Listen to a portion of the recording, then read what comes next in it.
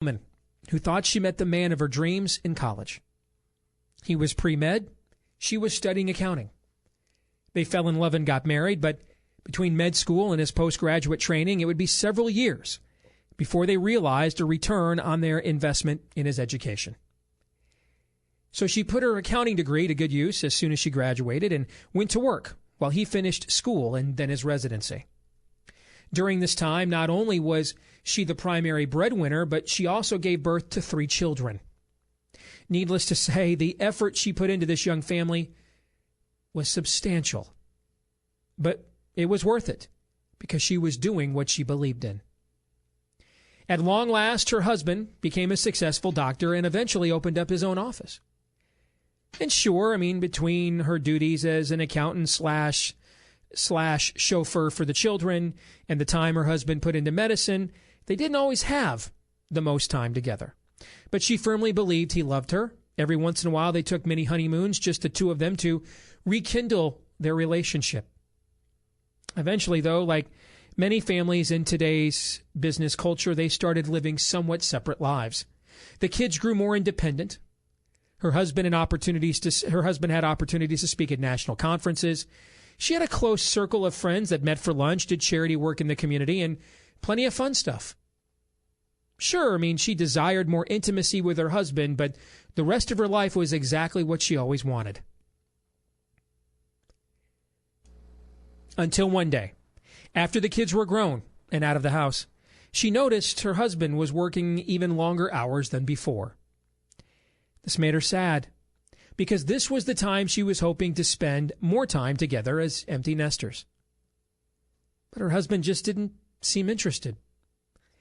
Sure, after several kids and with the passage of time, she may not have looked like she did on their wedding night, but she knew she could still get a man's attention when out in public.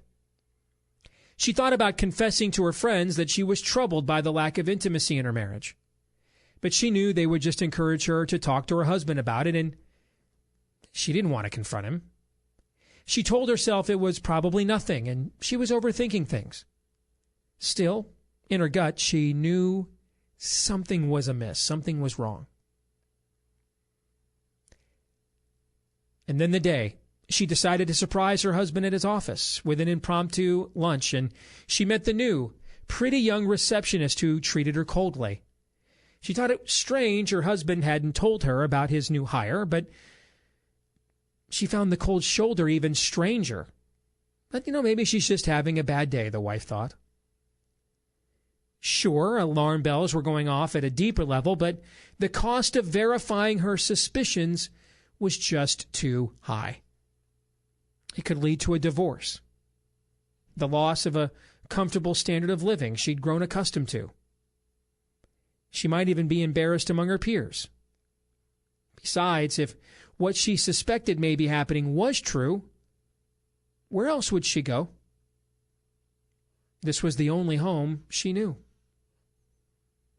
So once more, she decided to let it go and rationalized more emphatically than ever before. Sometimes in life, you just have to choose the lesser of two evils. A couple of months later, she found herself growing accustomed to her husband's indifference.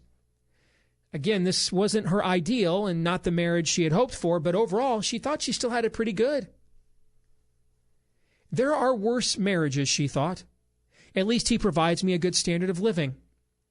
It's better than some of the alternatives I've seen out there. Half a loaf is better than none. Not to mention, I've always got the memories of what we once were, and maybe we can be that again. Then the moment of truth occurred. Her lunch group abruptly canceled one day, so she arrived home to see the front door was unlocked and the security disabled. She stepped gingerly through the door, reaching for her phone to call the police because she might have crashed a break-in. However, she froze when she heard what sounded like heavy breathing from upstairs. Her heart sank as she began to climb the stairs, for she knew she was about to be confronted with what she had passed on dealing with for far too long. She arrived outside her master bedroom. Dreadfully, she pushed open the door to look inside. She suspected what she would see, but after ignoring her instincts of betrayal for too long, she couldn't help but rubberneck now. Finally, she pushed open the door and her eyes feasted on the betrayal. Her mind wandered and wondered how she let this go on for so long that her husband would become so blatant as to defile their marriage bed in the middle of the day. Shamelessly, with no regard for getting caught. He even noticed her standing there and instead of being ashamed or apologetic, rudely demanded she leave them alone. She was stunned. She didn't know what to do. Whom would she call? Where would she go? All of her friends and closest relationships stemmed from her marriage. Defeated, she sheepishly retreated to the kitchen to get a cup of coffee and think. Waiting for them to finish and trying to ignore the betrayal she knew was happening under her own roof. Several minutes went by while she was lost in thought. Maybe it was shock. But the sudden appearance of her husband in the kitchen brought her back. He was wearing only a robe, reaching into the refrigerator for something to drink. No remorse, no shame, no guilt. Completely oblivious to what he had just done to the woman who had sacrificed everything to help him get where he was at. She couldn't hold her anger back any longer. "How dare you do this to me and to us," she said. I gave you everything I had. I supported you while you were in school. I gave you 3 children. I gave you everything you ever asked of me in every room of this house, including the kitchen and the bedroom. And this is how you repay me. With an expressionless face, he simply drank his drink while she vented at him. Then after she was finished, he coldly responded, "Let's face it. You have nowhere else to go. So I can pretty much do to you what I want. And you'll take it. And you'll rationalize it. And you'll come back for more of it.